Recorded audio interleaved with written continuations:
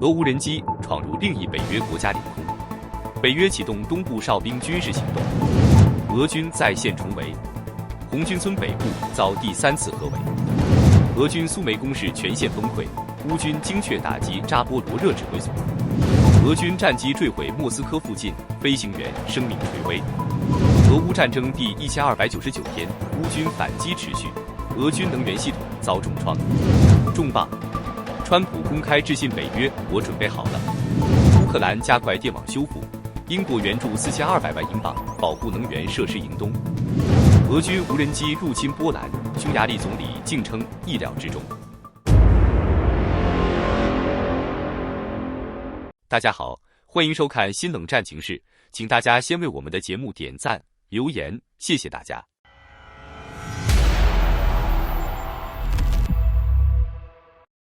罗马尼亚国防部表示，俄罗斯9月13日对乌克兰基础设施发动攻击时，一架俄制无人机闯入罗马尼亚领空，罗方随即派出战机应对。根据国防部声明，罗方此次紧急出动2架 F-16战机，并向靠近边界的东南部图尔彻 Tosi 地区居民发布避难警报。战机随后锁定并追踪到一架进入领空的无人机，但其最终从雷达上消失。国防部强调，这架无人机并未飞越居民区，对民众没有造成直接威胁。这是继波兰之后第2个北约成员国爆出无人机闯入领空事件。罗马尼亚与乌克兰接壤的陆地边界长约650公里。作为欧盟与北约成员国，自俄军2022年全面入侵乌克兰以来，其境内已多次发现俄无人机残骸。北约随即宣布启动代号东部哨兵的军事行动，以进一步强化联盟东翼的威慑与防御态势。丹麦、法国、英国、德国等多国将派遣部队与装备参战。正在立陶宛参加北约演习的德国联邦国防军表示，他们已整装待命，确保在必要时刻为东翼提供快速反应和可靠的威慑力。据悉，第37装甲步兵旅已于5月部署至立陶宛，约有2000名士兵和1000辆车辆，主要任务是强化东翼防线，应对俄罗斯潜在威胁。美国国务卿卢比奥则指出，目前尚无法判断俄罗斯此举的真正动机。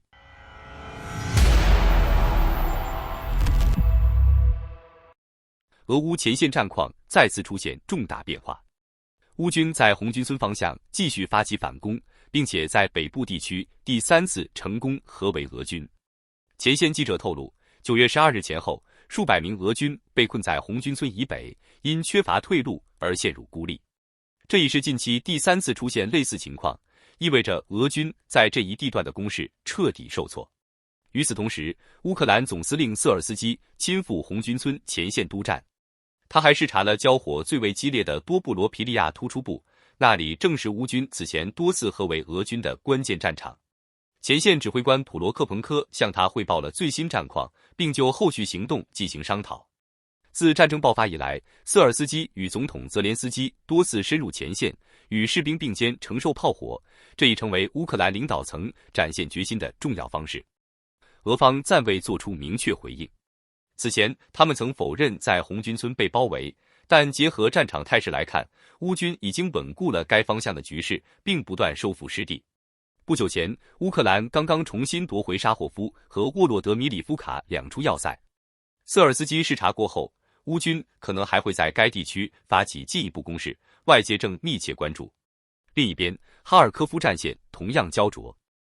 俄军持续尝试突破库皮扬斯克一线，甚至再次通过天然气管道，企图跨越奥斯基尔河潜入市区。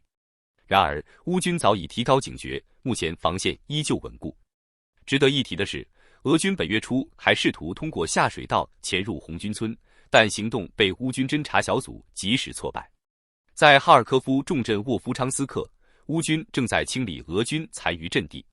现场视频显示，士兵将缴获的 TM62 地雷投入俄军掩体，随即发生剧烈爆炸。俄军自去年夏天起就狂攻沃夫昌斯克，却最终失利，如今在红军村也再次重演了类似的失败。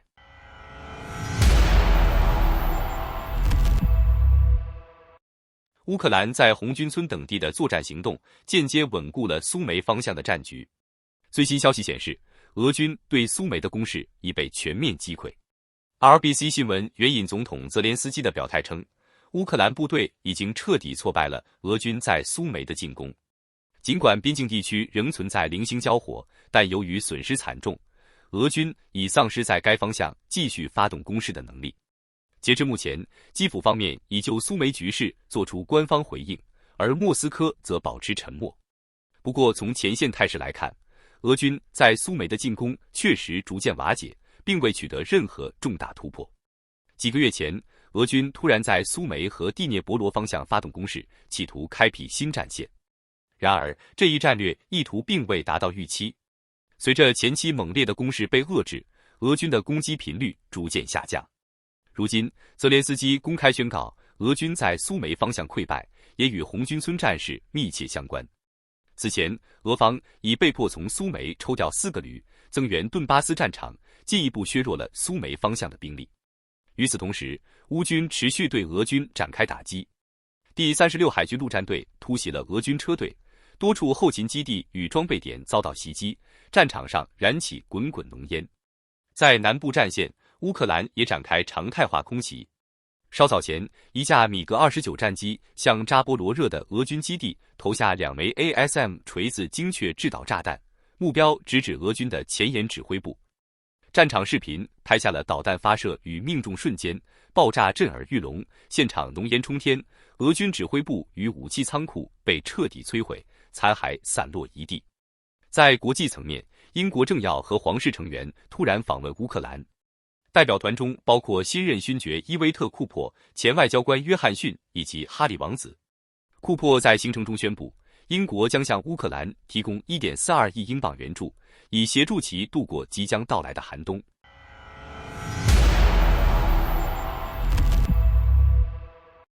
莫斯科周边连日不断出事，这一次轮到了俄罗斯的空军基地。突发消息显示，当地时间9月13日凌晨4点，一架俄军苏35或苏30战斗机在莫斯科附近的库宾卡机场坠毁，飞行员伤势严重，生命垂危，据称其军衔可能是空军上校。事故原因尚未确认，但有消息指出，坠机或与无人机警报有关。俄方目前尚未发布官方回应。近期，乌克兰加大了对莫斯科地区的无人机袭击力度。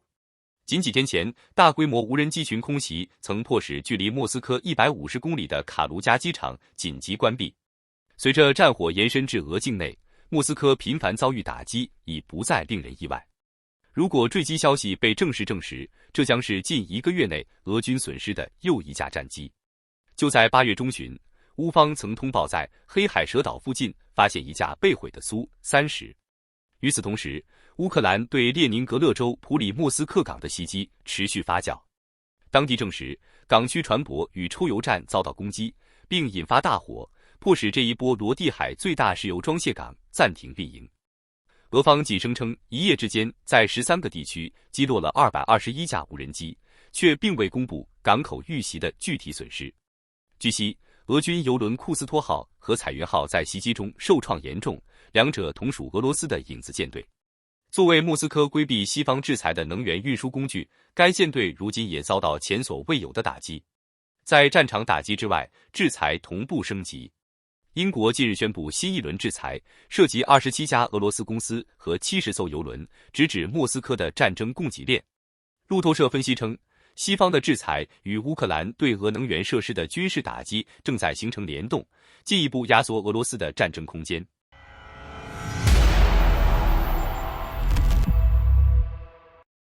2025年9月14日，俄乌战争进入第1299天。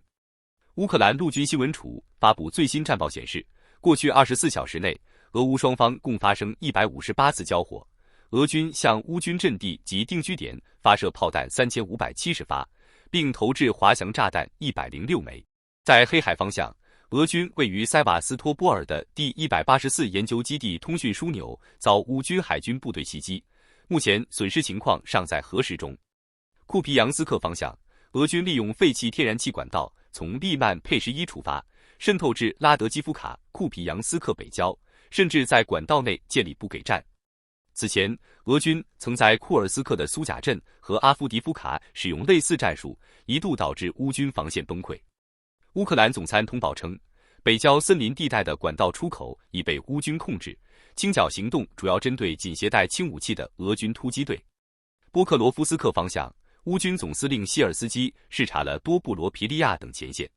他表示，尽管战局有所改善，但仍需密切关注，并强调指挥官需高效利用现有资源，保障人员安全。目前，多布罗皮利亚突出部已被乌军逐步蚕食。南顿辛帕夫利夫卡方向，俄军114旅从普罗西亚纳方向渡过沃夫恰河，进入伊万尼夫卡定居点，同时切断扎波罗热至顿涅茨克的洲际公路。这一失地对乌军防御及后勤造成重大压力，乌军已增调部队展开反击，双方交火异常激烈。俄军夏季攻势以惨败告终。据开源数据显示，俄军仅占领200多平方公里乌克兰领土，未能攻克任何重要城镇，士兵战损高达13万人。同时，俄国内能源设施遭乌军持续打击。8月份，乌军无人机和导弹摧毁俄境内50家炼油厂，导致炼油能力下降 25.2%。9月份又击毁8家炼油厂，原油加工能力骤降 35%。9月13日，乌军无人机再次打停2家俄罗斯炼油厂，一是列宁格勒州基里希炼油厂，年产2000万吨，占全国总量 6.4%； 二是巴什托尔克斯坦共和国乌法市巴什石油新油炼油厂，年产750万吨，距乌克兰边境1440公里。俄罗斯经济的3驾马车中，军火和粮食已受重创，能源经济成为维持战争机器的关键。若乌军配合西方制裁，摧毁俄炼油产能超过 50%， 将极大加速俄经济瘫痪。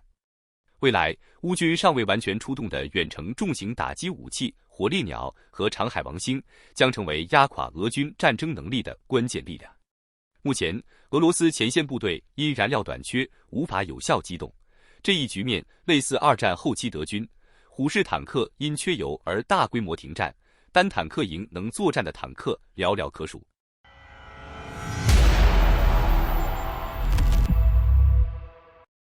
美国总统川普周六通过社交平台表示，一旦所有北约国家采取一致行动，并停止购买俄罗斯石油，他已准备对俄罗斯实施重大制裁。川普在其社交平台真相社交上公布了写给所有北约国家和世界的公开信。信中，川普写道：当所有北约国家达成一致并采取行动，同时停止购买俄罗斯石油时，我准备对俄罗斯实施重大制裁。北约迄今对胜利的承诺远未达到 100%，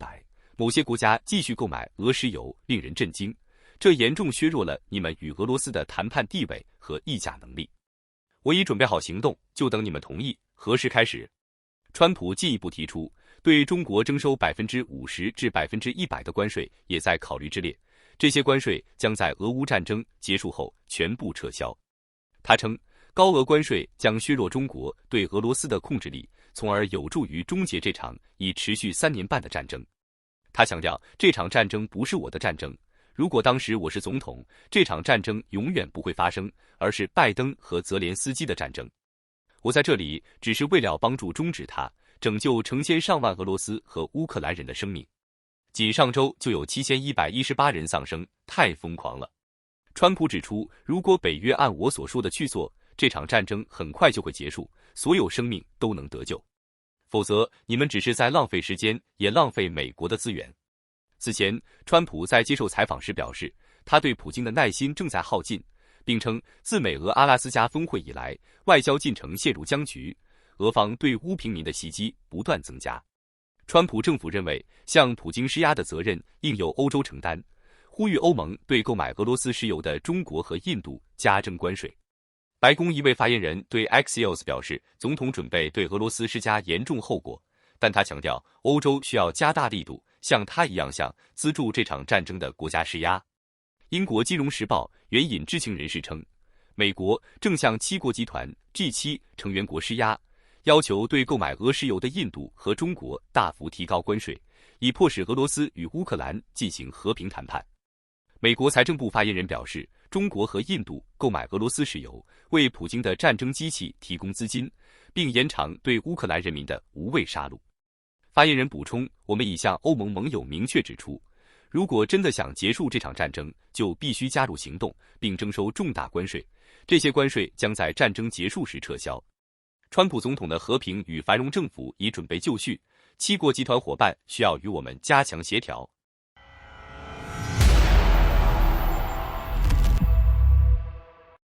2025年9月12日，英国外交部宣布，将向乌克兰提供总额1.42亿英镑，约合1.93亿美元的援助，用于恢复和保护能源系统及民生基础设施。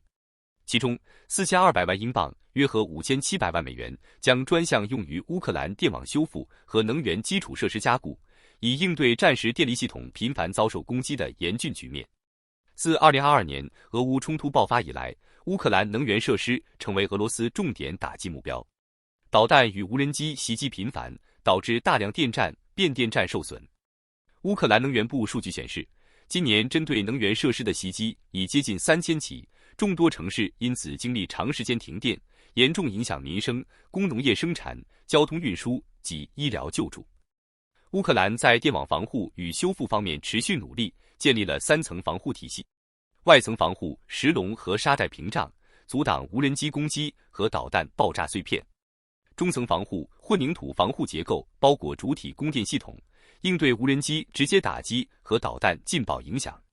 核心防护关键设备安置于地下或低洼加固掩体，以抵御直接打击。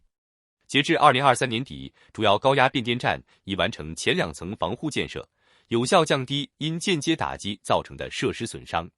乌克兰电力系统覆盖广，结构冗余强，加上维修人员数量增加，企业间建立协作机制，以及技术人员能快速适配国际设备，为电网快速修复提供了有力保障。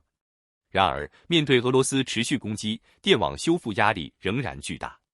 英国本轮4200万英镑专项援助将通过联合国、世界银行及英乌双边合作渠道分批拨付，确保资金高效、透明使用。资金到位后，将优先加快受损变压器与输电线路的更换，恢复基本输电能力，提升能源调度自动化和远程监控能力，使乌克兰电力部门能快速应对攻击，缩短停电范围和时间。同时，加强系统抗打击能力，进一步完善防护设施，降低未来受损风险。英国新任外交大臣伊维特·库珀亲自宣布本轮援助，并将乌克兰作为其上任后的首个出访国家，显示出乌克兰危机支援在英国外交与安全政策中的优先地位。通过持续大规模援助，英国不仅强化了其在欧洲、北约及 G7 中的关键协调人角色，也带动美国、欧盟、日本和加拿大等盟友加大对乌克兰的多边援助。尽管国际援助到位，乌克兰能源系统仍面临严峻挑战，战区环境复杂，资金监管和工程实施难度大。同时，俄罗斯对能源基础设施的攻击不会停止。乌克兰需依靠国际援助加速电网修复与基础设施加固，同时持续提升防护、分布式和智能化水平，降低单点失效风险，全方位保障能源安全，以迎接即将到来的冬季考验。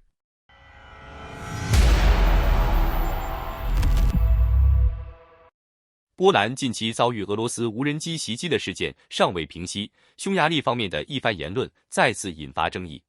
据 Nexta 报道，匈牙利总理欧尔班在最新采访中表示，俄军无人机进入波兰领空在意料之中，原因是波兰人正深陷战争。他同时强调，匈牙利并未直接参与冲突，与俄乌战场保持距离。外界认为，欧尔班此番表态是在为匈牙利长期亲俄立场辩解，因其一直反对向乌克兰提供援助。作为欧盟和北约成员国，匈牙利秉持相对亲俄立场，认为保持中立有利于自身安全。然而，欧洲整体安全已与乌克兰紧密绑定，单独维持中立难以独善其身。欧尔班虽承认无人机入侵波兰不可接受，但随即又称此事在意料之中，引发波兰强烈不满。波兰外长希科尔斯基公开回击欧尔班，并正身处基辅与乌克兰商议武器联合生产事宜。俄军无人机事件反而促使波兰进一步向欧洲团结靠拢，并对匈牙利的立场有了更清晰认知。波兰及波罗的海3国已部分关闭与俄罗斯和白俄罗斯接壤的领空，波兰还完全封锁了白俄罗斯边境口岸。与此同时，北约正式启动东部哨兵行动，加强东欧防御。北约秘书长马克·吕特表示，此行动正是对俄军无人机进入波兰领空的回应。为进一步加强防御，北约各国正在部署更多地面部队与空中力量。法国已派出2架阵风战机巡逻东欧空域，德国也宣布向波兰东部派遣2架台风战斗机，以协助监控并保护与乌克兰接壤的北约领空。整体来看，北约的防御措施虽及时，但仍以防守为主。然而，对于乌克兰而言，及时的援助和东欧盟友的防护部署仍是积极信号，为前线作战与民生保障提供了有力支撑。你一口气看到最后了，这是对我们最大的鼓励和支持。要看最全面、最及时准确的战场热点报道更新，就请每日锁定新冷战情势。如果您喜欢我们的节目，也请您点赞、留言、订阅，把视频分享出去，让更多的人看到这个节目。想要赞助我们的朋友，可以打开超级感谢打赏赞助，帮助我们能持续做出更多好节目。谢谢大家。